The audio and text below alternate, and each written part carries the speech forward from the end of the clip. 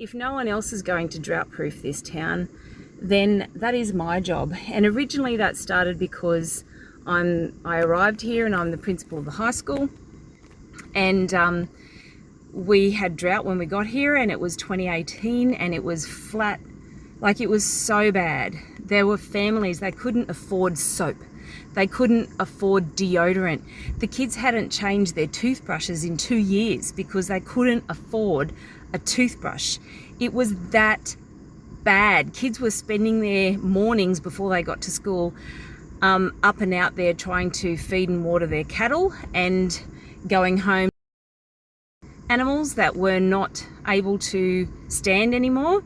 It was really, really bad, and school was their only sanctity. But what was happening is we were losing family after family after family because there had been a drought for a good year and a half before I got here, and then that drought continued for the next year and a half, and it was at least a 3-year drought. I think it was a bit longer, and it broke during the pandemic in 2020, eventually broke. But everyone was so miserable already from the pandemic that it was hard for them to bounce back from a terrible drought where everyone was miserable. And it was my objective at that point that I have to do what I can to drought-proof this town. And originally my thinking was so that when the inevitable happens, when drought comes again, we are not solely dependent as a town on what is coming from the sky and what is falling from the sky.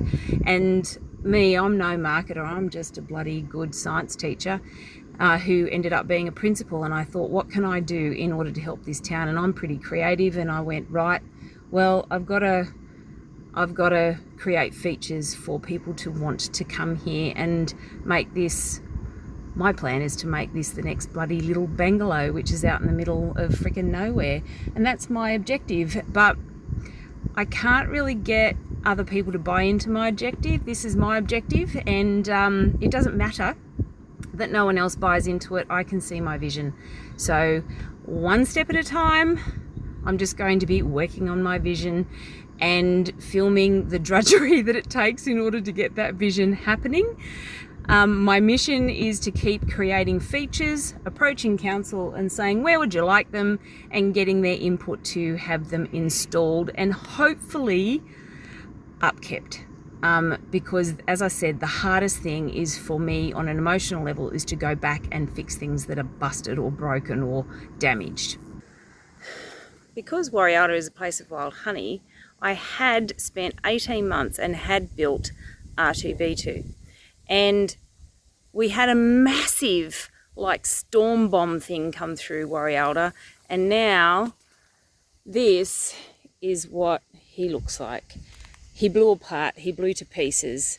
So that's what he looks like now. I'm just going to turn the camera around. So that's what he looks like now. And you're wondering, okay, well, what was he ever made of? He's made of polystyrene, and I'll show you, because literally he's made of polystyrene and just cement render. But he's so damaged, I just do not have the heart to fix him. I've taken most of his body parts back to hospital where I put the final touches on him back at school, but I just don't have the heart to fix him. And here's the rest of R2. That's kind of his head. I don't know, I can't see that, but you might be able to. This is one of his feet. But he's just, I suppose the damage there doesn't look so bad, but when you come around and see this, like this is his mid-body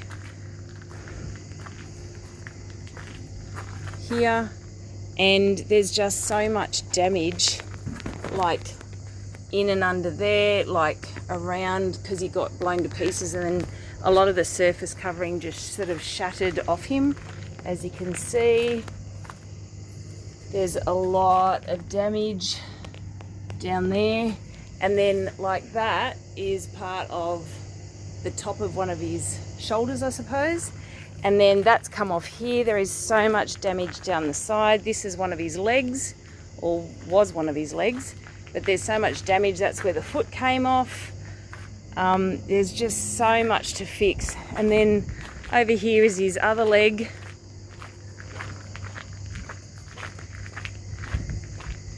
So this is what I call hospital, because this is where we did the final touches of him, up near the high school. And so this is the inner side of the leg, but the outer side, as you can see, has just broken off. And you know, there's just bits of him everywhere, and he's just a complete mess. So I just don't have the heart to fix him. I don't. And I'm busy at the moment. I'm at this point in time when I'm filming this, I'm a high school principal. I work 60 hours a week. I'm on holidays right this minute. Like, those are all the bits that broke off him there. Like, and I just haven't got it in me. I just have to move on to the next biggest and best thing. So say goodbye to R2. You were very highly loved, and I'll reclaim some of the polystyrene in him to make another bee-related feature for the town. So it breaks my heart, but R2B2, which I usually would call my third child, I have to bury him. It's so sad, but I have to bury him and move on to the next thing. And you might think, okay, well, what is the next thing? Well, I had a lovely man from my school who has been so kind, and he has willingly welded me the internal structure for Darth Vader. And he will be life-size Darth Vader, and he will be standing there with his arm out pretending to choke someone so that tourists can come and take photos in front of him. I personally think that is absolutely hilarious, and it does show my age, but I don't care, because anyone older than me will love it too. So I'm in the middle, well, I'm not in the middle of it. I started it and stopped months ago of building Darth Vader. So he's going to be the next thing, and then my plan is to do 2 stormtroopers as well, whether he's near Darth Vader or not, and they're going to be bee coloured. So that is my concept that I'm working on next in order to drought proof this town. I have tried, and I have tried, and I have tried, and did I mention that I have tried to get other people in on this to help? Oops, I've got to put the padlock back. To do this for the town. But what I have found is I seem to be the only one. Oh, sorry, I think I was filming that right up my nose then. I've realised I don't think like other people, and I used to wonder if that's a flaw, but I don't think it's a flaw.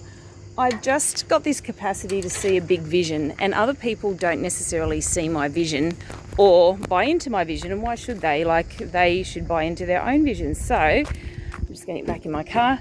So for that reason, I've realised that I just have to do it myself.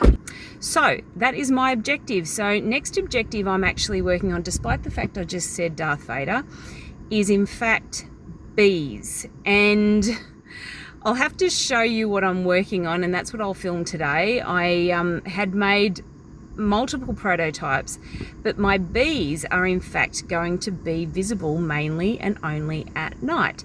And my objective, my massive vision, if you can close your eyes and imagine that you're driving through the country, so seriously, close your eyes and see whether you can imagine this, driving through the country, and you're coming into a town, and in all the trees where there shouldn't be anything, you will notice all of these bees that are in lights, and they're all flying, and they're flying in the direction of the town that you're going to.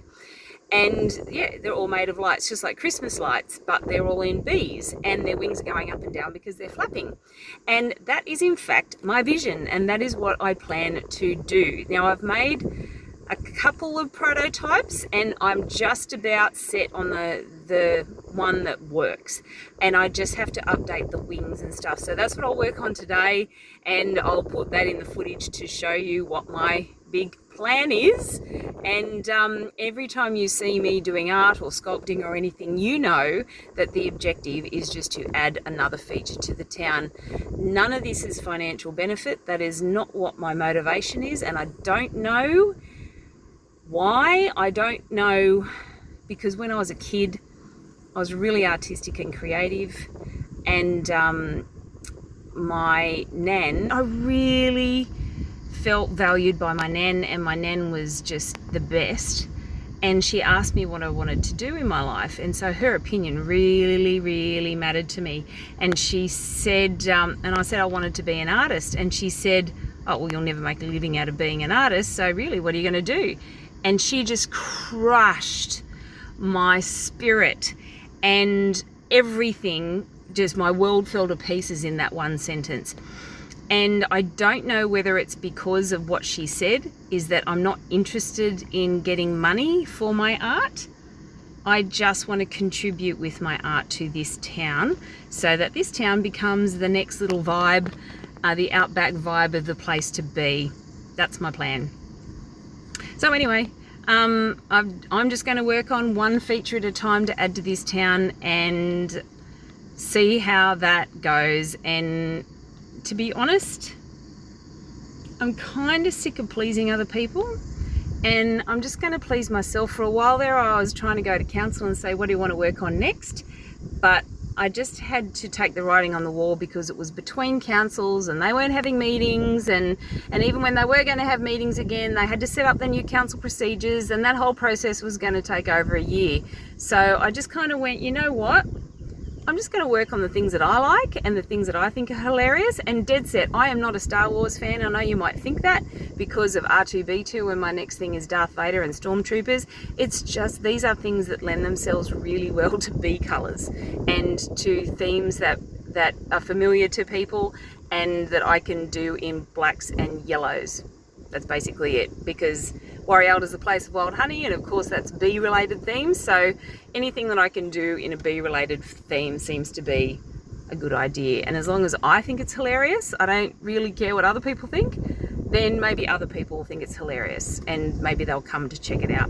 Anyway, okay, next thing you'll see is me trying to sculpt these bees, which are basically going to be kind of like looking like fireflies, but they're big enough. They're the size of, like, I don't know, not quite a fridge, but almost a single fridge, so that they can hang up in trees, I hope, and fly into town, so that they're nice features for people to want to come and see around here.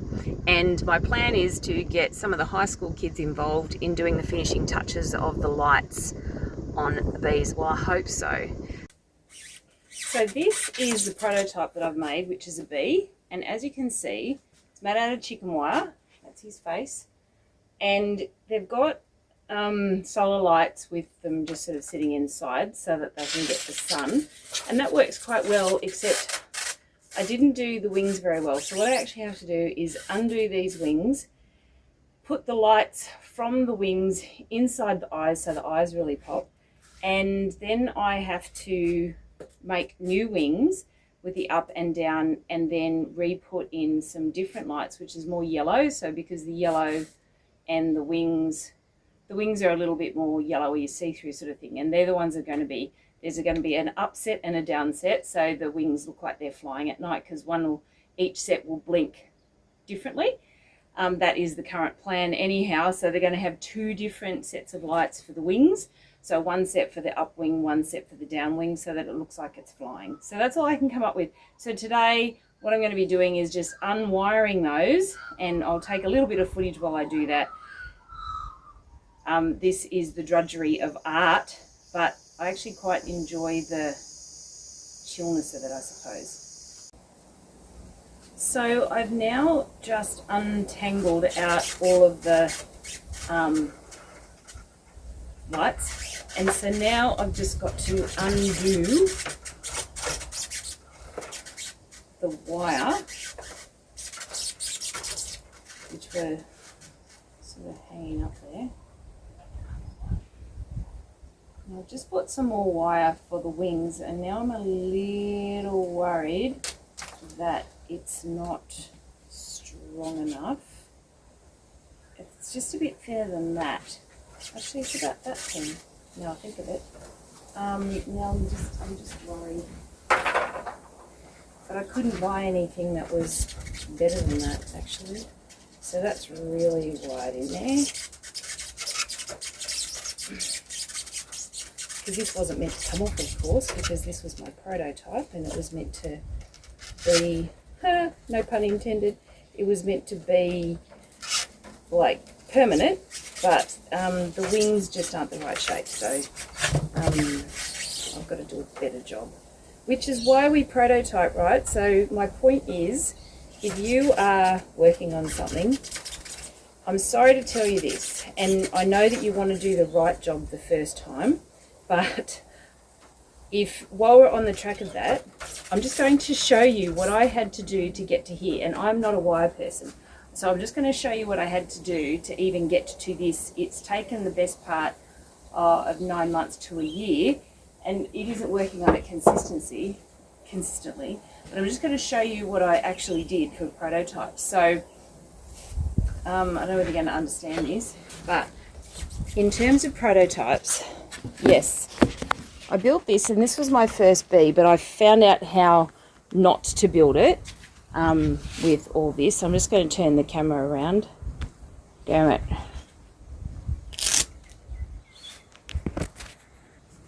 So at first, whoops, sorry,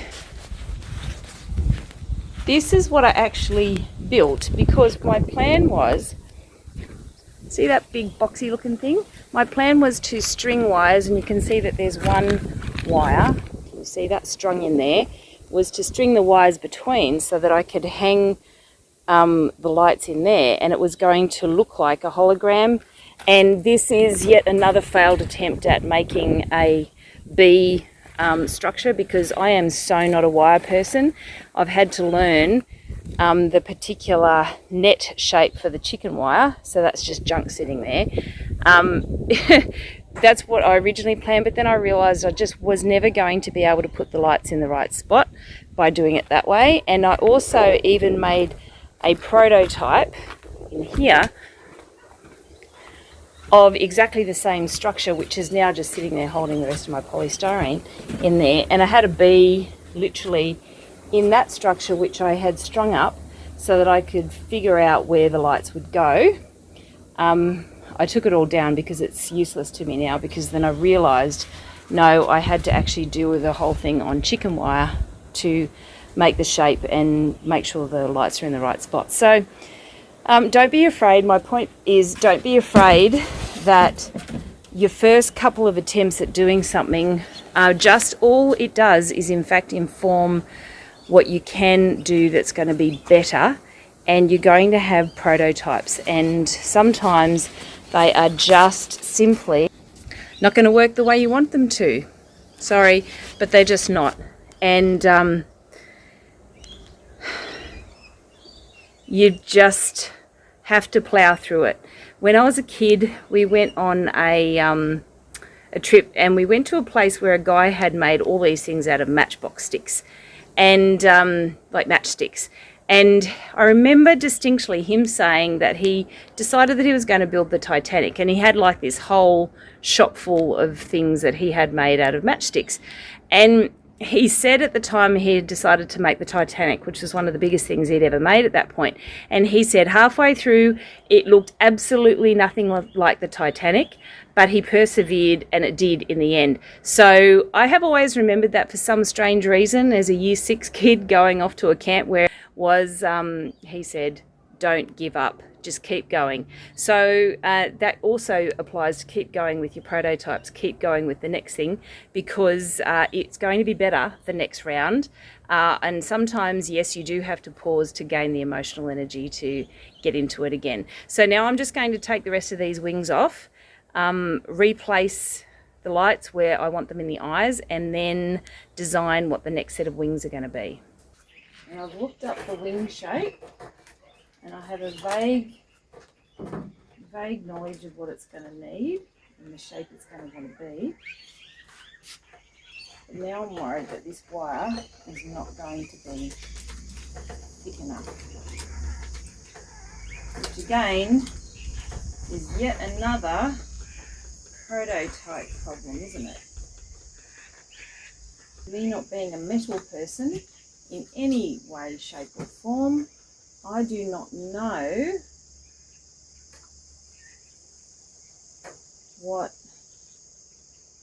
where the hell I'm supposed to get thicker wire that's in a format. Oh crap, look at that.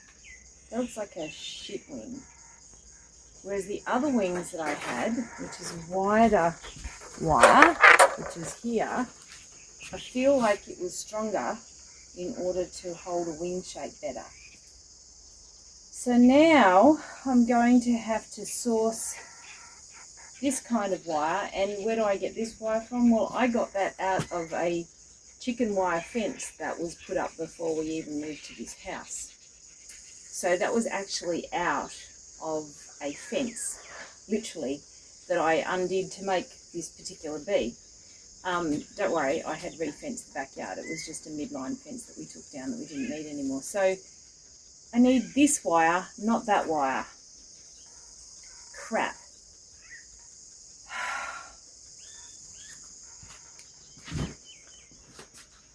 It turns out that art is all about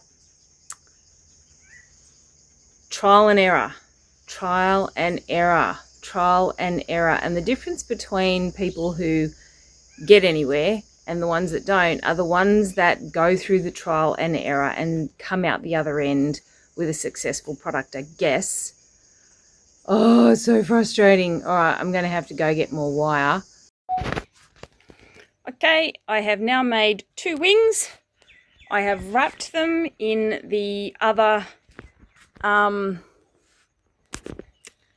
yellow lights, and I'll come up and film a little later to show you. Now, the funny thing is, I do live in a very rural area, and in order to get the right wire, I had to buy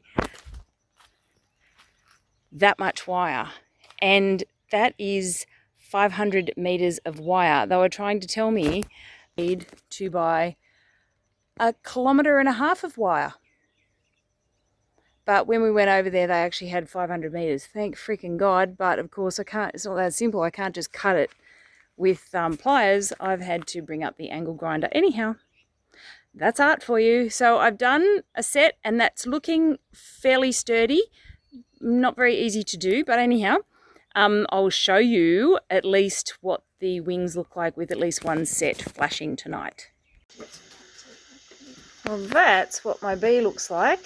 So far, I've only done 1 set of wings so far, but I'm pretty impressed so far, actually. It looks like a great hologram as it's flying. So I'll do another set tomorrow, and there'll be more to come. So can you imagine a whole bunch of these, whoop, up in the trees with bees flying? I think that's going to be awesome. Well, it's hard to tell, but I've actually done 2 more wings there attached, and I'm now about to wrap them with all of the additional lights. I've sort of halved it so that half go on one side of the wings and then the other half go on the other. I'll show you at the end. Okay, so I have now put the lights on the bee. Sorry, I'm actually in my shed, so you can see there's bottom wings and top wings, and I'm just putting it outside to let the solar panels charge. And we will take some footage tonight and see how that looks. So this is busy as my town gets. This is just after 10 on a Monday, 12th of January 2026. As you can see, there's not even a soul in the street. A couple of cars though, so that's more than there has been in the past. Okay, so this is Warrialda. This is the other and only other street that we have, and this is as busy as it is. I did try to drought-proof this area and have been trying, and I made and installed him. So that is Bumblebee, my creation, my brainchild, because this is the place of wild honey. So we made Bumblebee. Well, I did. No one else did. So that's him.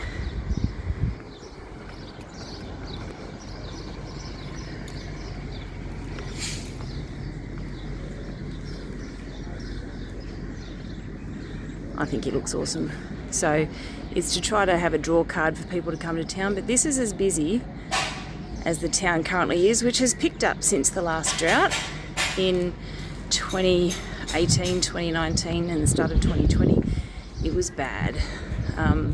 That drought was really bad and I have not forgotten. So this is as busy as it is.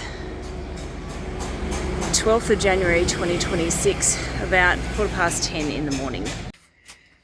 Right, so I'm going to show you how I've actually started to put these bee structures together. So I've literally cut out a piece, and I've actually made a particular net shape. And the net shape, actually I'll show you the net shape that I have designed. And I'm actually very mathematically minded, maybe because I'm a science teacher. But this, I don't know whether you're going to be able to see that, but I've actually designed a net shape that I've got to cut out of the chicken wire and the measurements and everything and stuff for the face and head. And so I've cut that out of the chicken wire pattern. And so now I am just putting it together, and I figured out, like, I realized all the metalwork people in the world would go, oh no, you don't do it like that. However, screw that. I just have to do it the way I need to do it to make it come together quickly, because I figured out that when I'm trying to do this with wire and wire the things together so I can make the shape that I'm after, well, it doesn't come together because the wire's too fiddly, it's too freaking hard to do. Whereas I've figured out that if I use zip ties, then if I zip tie the things together, at least I can get structure, it can go fast, and then later I can come back and actually do the wire stuff later. But in the meantime, in order to get the shape that I'm after, I just have to make sure that I'm zippy tying the relevant sections together to the point that it creates the shape that I'm after for the bee thorax. And then the bees, I should know that, is the thorax the bit where is the upper part or is it the back part? I don't know. But did you know insects breathe out their butt? I'm a science teacher. I find that hilarious. So if you wanted to drown an insect, you put its butt in the water, not its face. Oh gosh, I know, I'm crazy. So I'm going to keep doing this. I'll show you that at the end to show you what shape it makes. Rightio, so as you can see, I have strung those together, and later on, if I can be bothered, I can wire them in case the zippy ties sort of wear out, but maybe I'll just chop them down a little bit. So that is basically the structure of the bee body, and so all I've got to do is I then figure out the which end kind of like lends itself more to the bee butt, and then I do another little piece to stick a bee, what do you call it when you get stung by a bee, that bit, out the back here, and then I can put the bee body in the front.